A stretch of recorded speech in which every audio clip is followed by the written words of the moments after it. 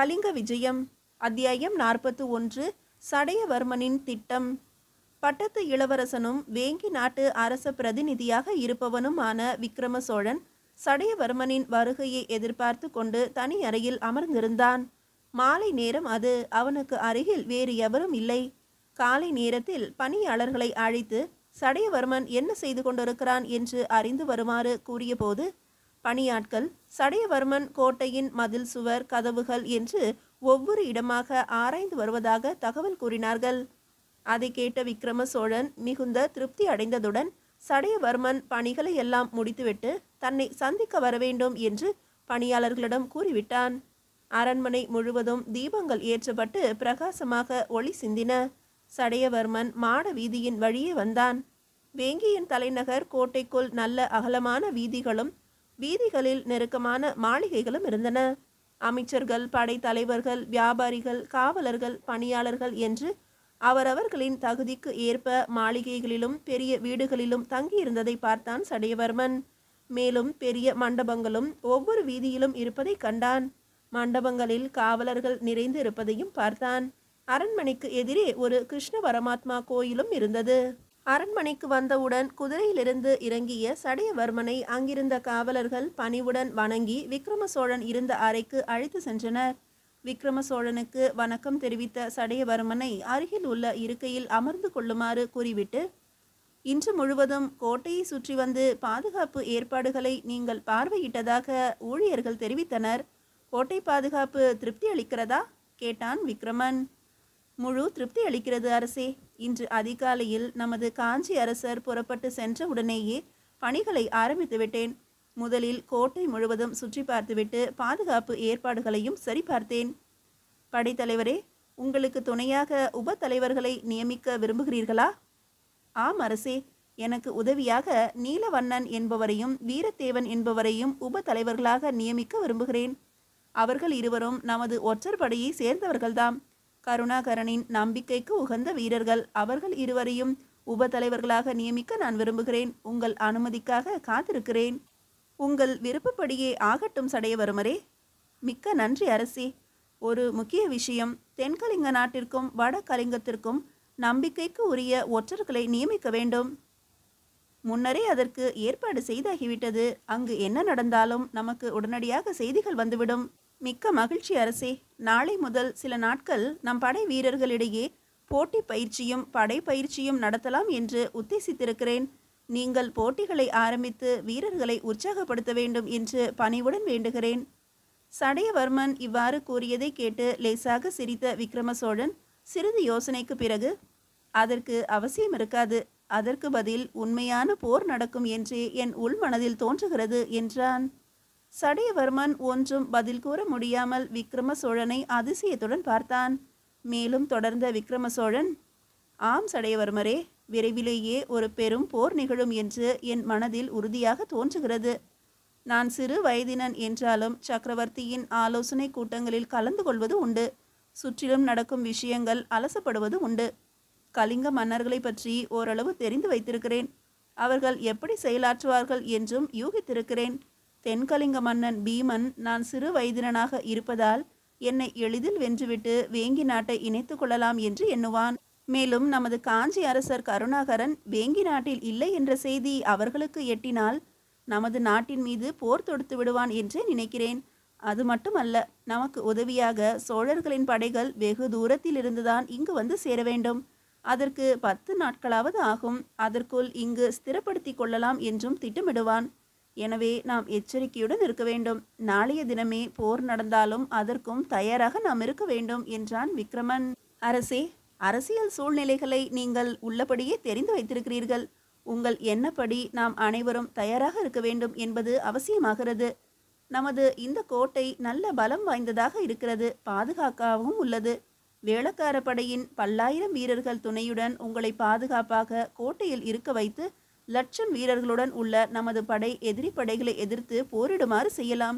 நமக்கு வெற்றி உறுதி என்று கூறிய சடையவர்மனை இடைமறித்து, படைத்தலைவரே, நமது லட்சம் வீரர்களுடன் நானும் இணைந்து போரிடுவேன். எனக்கு பாதுகாப்பு தேவையில்லை. போர் நடக்கும் சமயம் கோட்டையில் அரண்மனையில் ஒளிந்து கொள்வது எனக்கு பிடிக்காது. நானும் போர்க்கலை கற்றவன். கத்தியை பிடித்து போர் புரியும் ஆற்றல் எனக்கும் உண்டு. நீங்கள் விருப்பப்பட்டால் யானையின் மீதமர்ந்தே போரிடுவேன், அல்லது குதிரையின் மீதோ ரதத்தில் ஏறியோ போரிட முடியும். அதுவும் முடியாதென்றால் காலாட்படையில் இணைந்து ஒரு சாதாரண போர் வீரன் போல என்னால் போரிட முடியும். அதை விடுத்து அரண்மனையில் படுத்து கொண்டிருக்கவெல்லாம் முடியாது என்றான் விக்ரம சோழன். சடையவர்மன் ஆவேசத்துடன் பேசிய விக்ரம சோழனை வியப்புடன் கூர்ந்து நோக்கினான். 16 வயதான விக்ரம சோழனின் கண்களில் தெரிந்த வீர உணர்ச்சியை கண்டான்.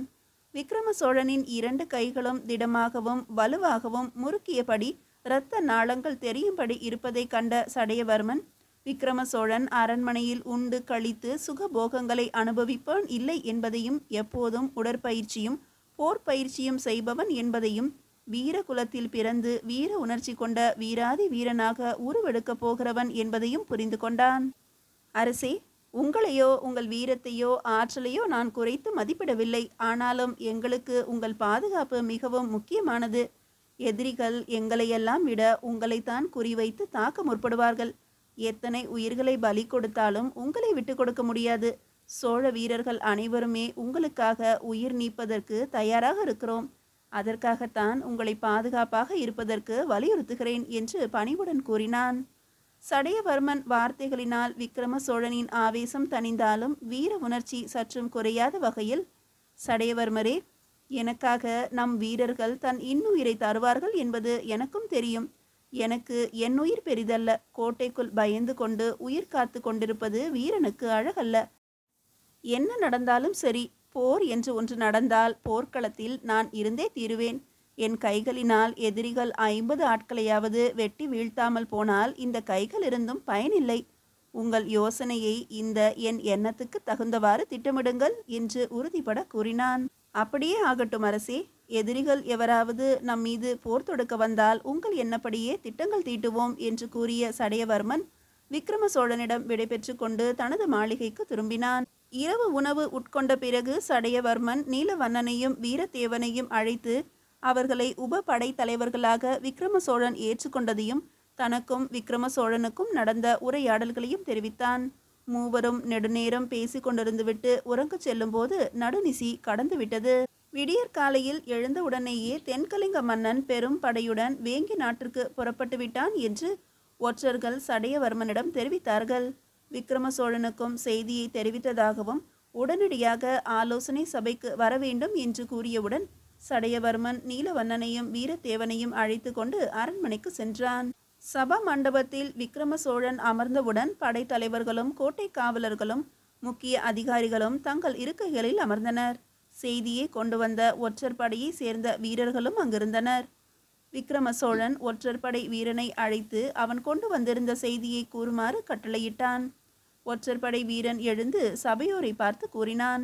நேற்றைய தினம் மாலை நேரத்தில் தென்கலிங்க மன்னனின் படை வேங்கி நாட்டை நோக்கி புறப்பட்டதை நான் நேரடியாக பார்த்தேன். தென்கலிங்க மன்னன் தன் படையின் பல பகுதிகளுக்கும் சென்று அவன் வீரர்களை உற்சாகப்படுத்தி பேசியதையும் கேட்டேன். நமது சக்கரவர்த்தியின் திருமகனார் சிறு வயதினர் என்பதை சுட்டிக்காட்டி எளிதில் வெற்றி பெற்று விடலாம் என்று தன் வீரர்களை கலிங்க மன்னன் பீமன் உற்சாகப்படுத்தியதையும் கேட்டேன். நமது காஞ்சி அரசர் கருணாகரர் வேங்கி நாட்டில் இல்லை என்பதை எப்படியோ அறிந்து பீமன் அச்செய்தியையும் அவன் வீரர்களிடத்தில் கூறியதையும் கேட்டேன். பீமனின் படை புறப்பட்ட செய்தியை நமது அரசரிடம் விரிவாக கூற வேண்டும் என்பதனால் நான் அதிக நேரம் செலவிட முடியவில்லை. வயோதிகன் வேடத்தில் நான் அவர்களை கண்காணித்துவிட்டு உடனடியாக நேற்று மாலையே குதிரையில் ஏறி விரைவாக இங்கு வந்து சேர்ந்தேன் என்றான். வீரரே, பீமனின் படையில் எவ்வளவு வீரர்கள் இருக்கிறார்கள்? யானை, குதிரை, ரதப்படை, காலாட்படை என்று 4 வகை படைகளின் எண்ணிக்கை பற்றி ஏதாவது அறிய முடிந்ததா என்று சடையவர்மன் கேட்க, படைத்தலைவரே, 1000 கணக்கில் யானைகள் உள்ளன. குதிரைப்படையில் உத்தேசமாக 40,000 வீரர்கள் இருக்கலாம். ரதப்படை பற்றி எனக்கு சரியாக தெரியவில்லை. மொத்தத்தில் காலாட்படை வீரர்களையும் சேர்த்து கொண்டால் 2 லட்சம் வீரர்கள் இருக்கலாம் என்று தோன்றுகிறது. சடையவர்மன் எழுந்து, நண்பர்களே, போர் நிச்சயமாகிவிட்டது. நம்மிடம் 1 லட்சம் வீரர்கள் இருக்கிறார்கள். 1000 யானைகளும் 50,000 குதிரை வீரர்களும் மற்றவர்கள் காலாட்படையிலும் ரதப்படையிலும் உள்ளனர். இந்த சூழ்நிலையில் நாம் எதிரிகளை நமது கோட்டைக்கு அருகில் வரவழைத்து கோட்டைக்குள் இருந்து கொண்டு அவர்கள் மீது போர் தொடுக்கலாமா, அல்லது கோட்டையிலிருந்து வெளிவந்து போர் புரியலாமா என்பது போன்ற உங்கள் கருத்துக்களை கூறலாம் என்றான்.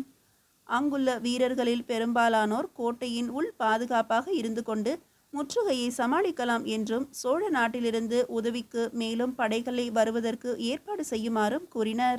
ஒரு சிலர் மட்டுமே எதிர்த்து போரிட வேண்டும் என்றும் நாமும் உடனடியாக புறப்பட்டு நடுவழியில் எதிரிகளை சந்தித்து போரை துவக்கலாம் என்றும் கூறினர். விக்ரம சோழன் அனைவருடைய கருத்துக்களையும் கேட்ட பிறகு சடையவர்மனை பார்த்து, படைத்தலைவரே, இங்குள்ளவர்களில் பெரும்பாலானோர் கோட்டைக்குள் இருந்து கொண்டு போரிட யோசனை கூறுகிறார்கள். ஒரு சிலர் மட்டுமே உடனே படை திரட்டி தென்கலிங்க மன்னன் பீமன் படையை நடுவழியிலேயே சந்திக்க வேண்டும் என்று கூறுகிறார்கள். என்னுடைய விருப்பமும் கோட்டைக்குள் இருந்து கொண்டு போர் செய்வதை விட கோட்டையை விட்டு வெளியே வந்து பீமனின் படையை எதிர்கொள்ள வேண்டும் என்பதுதான். இருப்பினும் நமது படைத்தலைவர் சடையவர்மன் விருப்பம் எதுவோ அதன்படியே செயல்படுவோம். உங்கள் விருப்பத்தை தெரியப்படுத்துங்கள் என்றான். வீரர்களே, நமது அரசர் சிறு வயதினர் ஆனாலும் வீரம் மிகுந்தவர். அவருடைய விருப்பம் நாம் வீரப்போர் புரிந்து வெற்றியடைய வேண்டும் என்பதே தவிர கோட்டைக்குள் ஒளிந்து கொண்டு உதவி வரும் வரை காத்திருப்பது என்பது அல்ல. நமது படை எண்ணிக்கையில் எதிரிகளை விட குறைவு என்பது நன்கு தெரிகிறது. ஆனால் வீரத்தில் நாம் குறைந்தவர்கள் அல்லவே. என் மனதில் ஒரு திட்டம் வகுத்திருக்கிறேன். அதன்படி செயல்பட்டால் வெற்றி நிச்சயம் என்று தோன்றுகிறது. என் திட்டத்தை கூறுகிறேன். அதில் ஏதாவது சந்தேகம் தோன்றினால் தாராளமாக சந்தேகத்தை தெரியப்படுத்தலாம் என்று கூறிவிட்டு தன் திட்டத்தை தெரிவித்தான் சடையவர்மன். மீதியை அடுத்த அத்தியாயத்தில் காணலாம்.